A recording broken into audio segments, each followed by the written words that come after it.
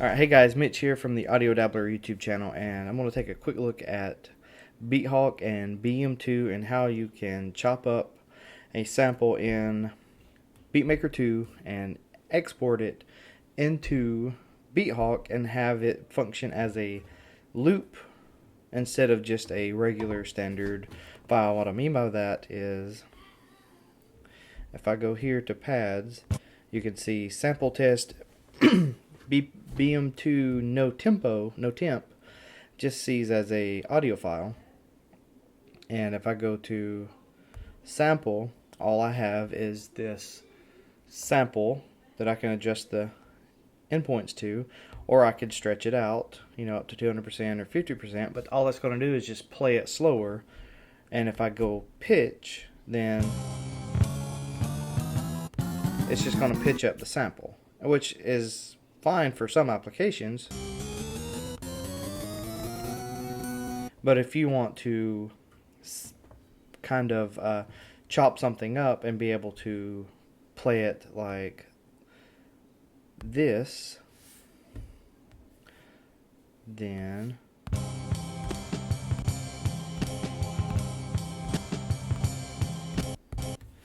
you can't just import a standard WAV file. It has to be acidized or Apple looped. Basically an AIFF file that has marker and tempo information. And tempo really is the key. And so I have this file. You can easily just Dropbox it. If you're not familiar with BeatMaker 2, I got it set up for Dropbox. I can just throw it into my content. So that's what I did. I just threw a bunch of Apple loops together in Logic Pro to make this little loop to chop up. So I just copied into my content. Then I went to Open Sample, and then I opened Sample Test. And then the first thing that you need to do is go to BPM not set. And I know this BPM to this track, because I made it myself, is set to 80. And so then you hit done. So now you've set the BPM to the particular audio file. Then you can go to chop markers, and some easy thing just to auto chop. Of course, then you can move things around if you want to. Excuse me. And chop it up however you feel like or however you want to, and then you can hit this little gear icon or the X, either one, and you can save as, but it's going to ask you to chop marker. Chop marker should only be saved in AIFF format, so save as AIFF, pick where you want to do it, save, sample test, AIFF markers, and now it's saved. Now you can exit out, and now if you import that particular file into BeatHawk, which is easy to do, you can just select a pad, go to the edit, hit browser, and then when you're in the browser, if you're under your user library, you pick a folder that you want, two-finger click,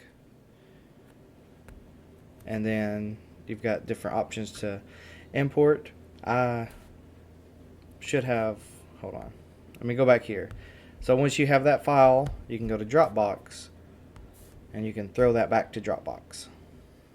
Sample files, test, AIFF markers.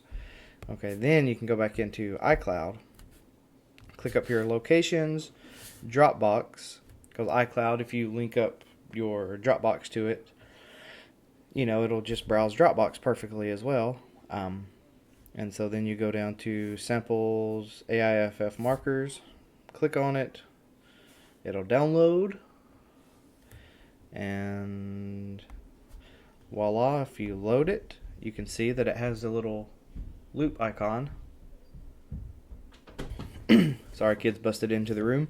Anyways, so you can see that it's got a little loop marker now. And what that enables you to do is, when you click on the sample, you can either play it in a loop. So if you just click and hold, going to loop.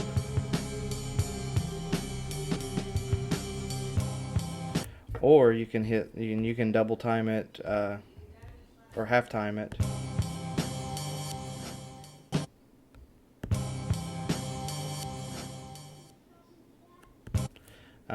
But you can also hit the little keyboard button. And so now what that allows you to do is pitch. But with it chopped up like this, it'll chop up in 8. I think I did 8.